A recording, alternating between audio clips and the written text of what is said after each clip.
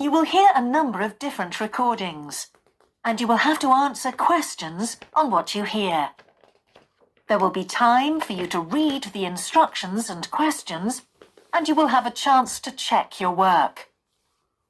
All the recordings will be played once only.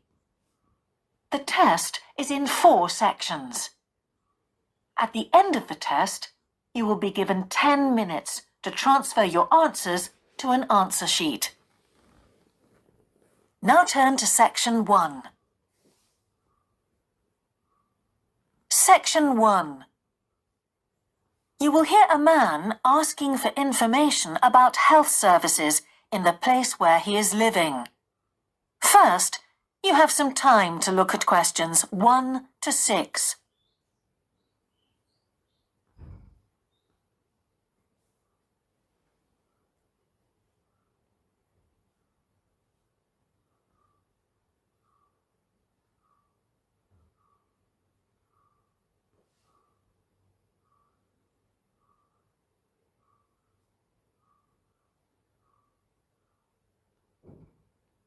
You will see that there is an example that has been done for you. On this occasion only, the conversation relating to this will be played first. Can I help you? Yes, I've just moved to this area with my wife and children, and I'd like to know where we can all register with a doctor at a health center. Oh, okay. Well, there's Dr. Green at the Harvey Clinic. The woman says the doctor at the Harvey Clinic is called Dr. Green, so Green has been written in the space. Now we shall begin. You should answer the questions as you listen, because you will not hear the recording a second time. Listen carefully and answer questions 1 to 6. Can I help you? Yes, I've just moved to this area with my wife and children, and I'd like to know where we can all register with a doctor at a health center. Oh, okay. Well, there's Dr. Green at the Harvey Clinic. We always recommend her for babies because she's very good with them and she runs a special clinic. Oh, actually, my youngest child is 5, so that wouldn't be any good for us. Right. Is there anywhere else I could try? Yes, the Eshcol Health Practice is the next one on my list. How do you spell that? Eshcol. And it's Dr. Fuller who has space on his list. The clinic only opened a year ago, so the facilities are all very modern. That sounds good. And it's particularly good if you're busy during the day because they also do appointments in the evening. They're closed on Saturday, though. The only other place on the list is the health centre on Shore Lane. You can register with Dr. Gormley. That's Gormley. He's new there, but the centre has a very good reputation. Oh, yes. I think I know the road. That would be the best one. Thanks. Could you tell me, will all their services be free? There are usually some small charges that doctors make. Let me see what it says about the Shore Lane Centre. If you need to be vaccinated before any trips abroad, you won't have to pay for this. What else? The Sports Injury Treatment Service operates on a paying basis, as does the Nutritional Therapy Service. Some health centres do offer alternative therapies like homeopathy as part of their pay-to-use service. Shore Lane are hoping to do this soon. I think they may start with acupuncture. Oh.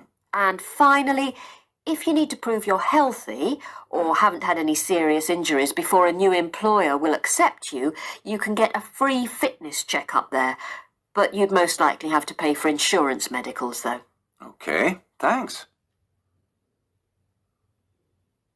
Before you hear the rest of the conversation, you have some time to look at questions 7 to 10.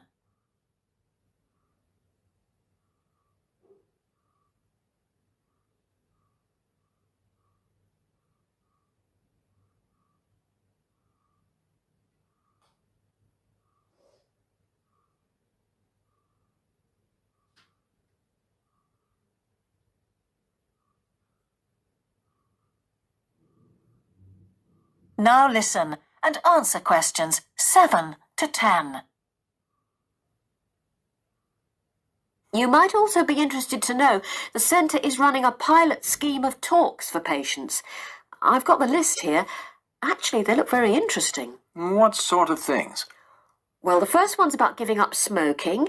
It's next week, the 25th of February at 7 p.m, and that's in room 4. It says the talk will stress the health benefits, particularly for people with asthma or heart disease. That sounds very interesting. There's also a talk for families with children. It's on healthy eating and takes place on the 1st of March at 5 o'clock. Will that be at the health centre? Actually, it's at the primary school on Shore Lane. I imagine they're inviting the parents of pupils there. It says here, all welcome. I might go to that if I have time. There's a couple of other talks.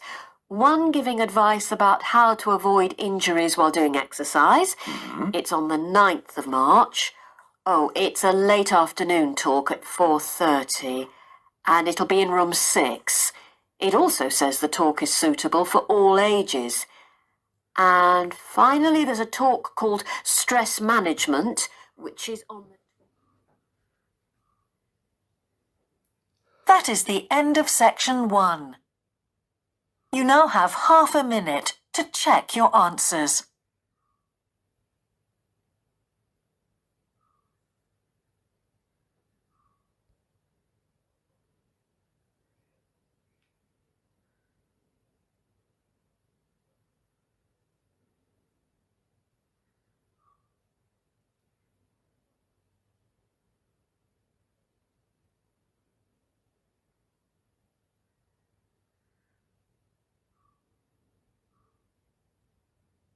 Now turn to section 2.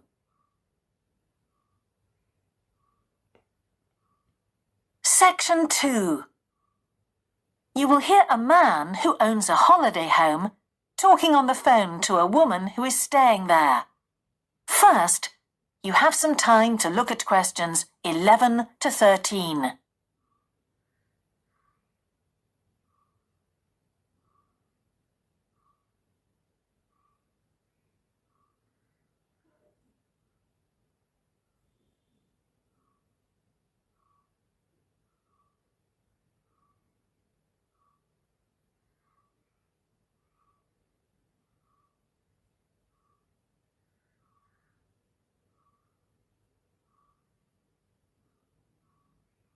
Now listen carefully and answer questions 11 to 13.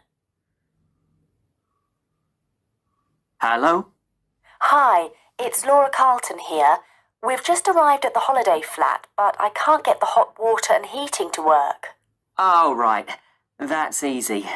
Don't worry. In the upstairs cupboard, you'll find the water heater. You'll see 3 main controls on the left at the bottom of the heater. The first one, the round one on the far left, is the most important one for the heating and hot water. It's the main control switch.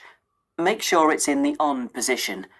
The switch itself doesn't light up, but the little square below will be black if the switch is off. That's probably what's happened. It's got switched off by mistake. The middle one of these 3 controls, you'll see it's slightly larger than the first one, controls the radiators. If you feel cold while you're there and need the radiators on, this needs to be turned to maximum. The last of the 3 controls, the one on the right, is usually on about a number 4 setting, which for the water in the taps is usually quite hot enough. Below the heating controls in the middle is a small round plastic button. If there isn't enough water in the pipes, sometimes the heater goes out. If this happens, you'll need to press this button to reset the heater. Hold it in for about 5 seconds and the heater should come on again. Then there's a little square indicator under the 3rd knob that's a kind of alarm light. It'll flash if you need to reset the heater. It sounds complicated. I'm sure you won't have any problems with it. There should be some more instructions on the side of the heater. Call me back if you can't make it work. Okay. Before you hear the rest of the conversation, you have some time to look at questions 14 to 20.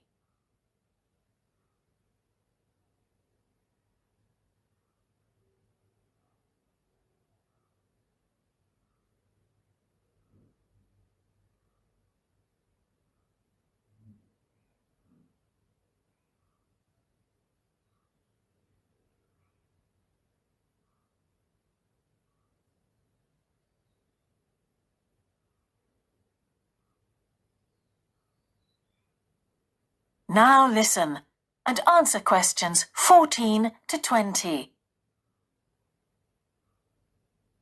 While you're on the phone, we haven't managed to find a few things we need, like extra pillows for the beds and some washing powder. Is there any here? Pillows, yes.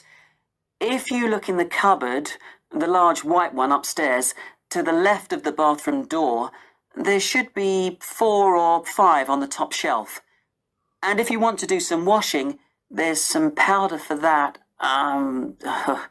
probably by the back door. There's a kind of shelf there above the sink. In fact, I'm sure there's some there in a large blue box. You need about half a cupful for each wash. Oh, and that reminds me. The spare key to the back door is hanging on a hook on the wall by the sitting room window. Please make sure to put it back when you've used it. The previous guest lost it in the garden and I had to get another one made. And if you have any trouble with the lamps, you'll find some spare bulbs in a large cardboard box. It's on top of the washing machine with all kinds of useful things in it. Oh, and another thing I forgot to mention when we last spoke. Yes? I've left you a local map, so you'll be able to find your way around easily. It shows the whole area. I put it in the top drawer of the chest under the TV in your bedroom. There's a whole file of local information in there too. Thanks. What about visiting the town? Can you give us any advice? Yes. You'll need to take the car. It's too far to walk from the flat, really. You have to pay to leave your car in all the car parks now, I'm afraid. I like the one that's by the station best, and you can walk to the town centre from there in 5 minutes. That's where all the best restaurants are. But if you want a takeaway, the Italian one does really good pasta and pizzas. Call 732281 for that one, or 766119 for the Chinese. They're both good, and they'll both deliver to the flat.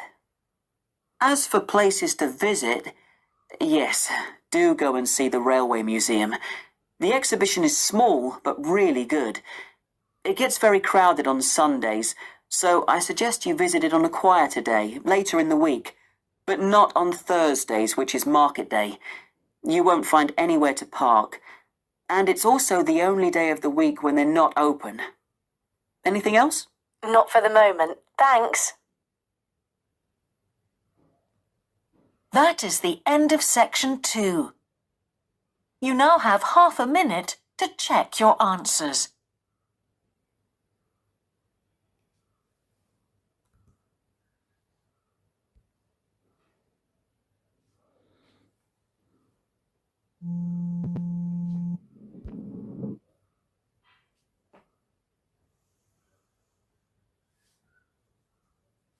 Now turn to section 3.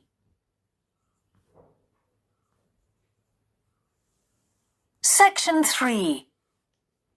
You will hear a conversation between an English teacher called Paul and a former student of his called Kira.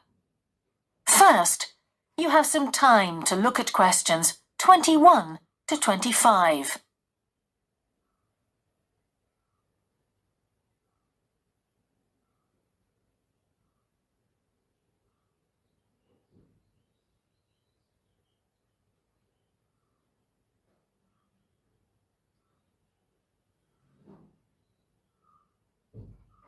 Now listen carefully and answer questions 21 to 25. Hello, Kira. How are you? Fine, thanks, Paul. How are you? Well, thanks. It's good to see you. It must be 12 months since you did our course. That's right. It's nice to come back and say hello. What course did you enroll in? Actually, I went straight into third-year pharmacy. They credited me with 2 years, which probably made it more difficult for me. On the other hand, you were lucky to be granted credits. Is that why you chose the course? Yes, and as I'd already finished a course in it in my country, I thought it would be easier if I studied something I already knew. I didn't realize you went into third year. I thought you started in first year. No wonder it was so hard. And what do you think is one of the big differences between studying at a university here and studying in your country? Well, I found it very difficult to write assignments because I wasn't familiar with that aspect of the system here. The main problem is that the lectures expect you to be critical. That made me feel really terrible. I thought, how can I possibly do it? How can I comment on someone else's research when they probably spent 5 years doing it? I think a lot of people who come from overseas countries have similar problems. But after a while, it became easier for me. People expect you to have problems with the process of reading and writing, but in fact, it is more a question of altering your viewpoint towards academic study. How was the content of the lectures? Was it easy for you? I didn't really have many problems understanding lectures. The content was very similar to what I'd studied before. And what about the lecturers themselves? Are they essentially the same as lecturers in your country? Well, actually, no. Here they're much easier to approach. After every lecture, you can go and ask them something you didn't understand. Or you can make an appointment and talk to them about anything in the course. Maybe you found them different because you're a more mature student now, whereas when you were studying in your country, you were younger and not so assertive. No, I don't think that's the difference. Most of the students here do it. In my faculty, they all seem to make appointments, usually to talk about something in the course that's worrying them, but sometimes just about something that might really interest them, something they might want to specialize in. The lecturers must set aside certain times every week when they're available for students. That's good to hear. Before you hear the rest of the conversation, you have some time to look at questions 26 to 30.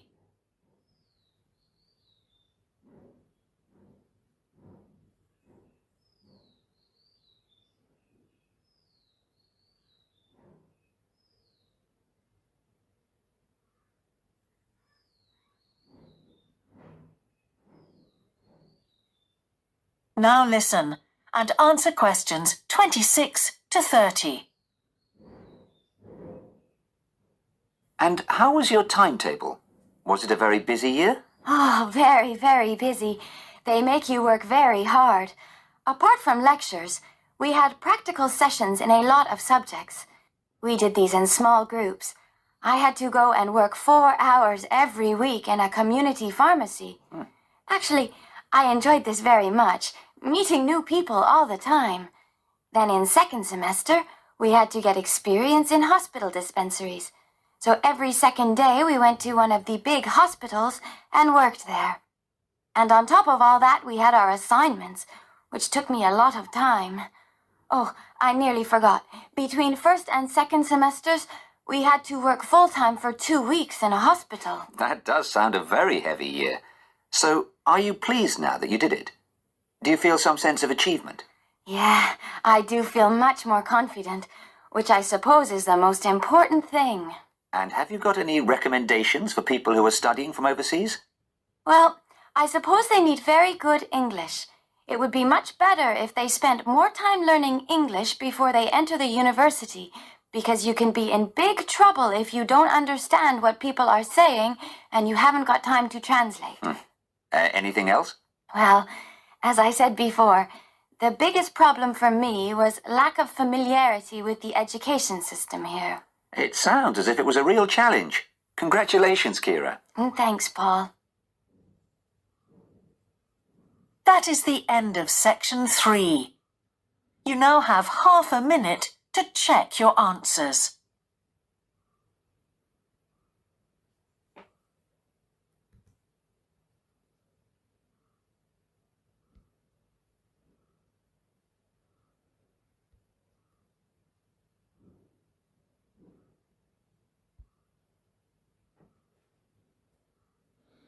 Now turn to section 4.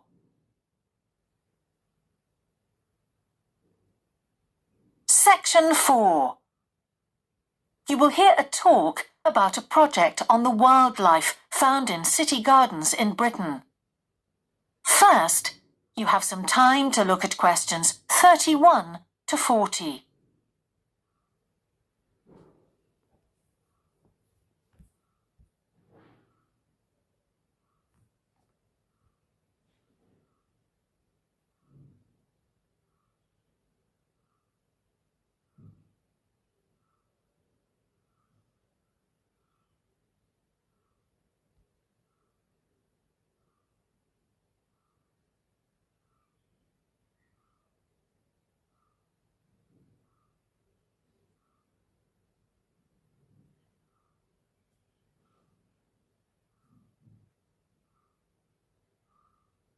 Now listen carefully and answer questions 31 to 40. Good morning. Today I'd like to present the findings of our Year 2 project on wildlife found in gardens throughout our city. I'll start by saying something about the background to the project, then talk a little bit about our research techniques, and then indicate some of our interim findings. First of all, how did we choose our topic? Well, there are 4 of us in the group, and one day, while we were discussing a possible focus, 2 of the group mentioned that they had seen yet more sparrowhawks, one of Britain's most interesting birds of prey, in their own city centre gardens, and wondered why they were turning up in these gardens in great numbers. We were all very engaged by the idea of why wild animals would choose to inhabit a city garden.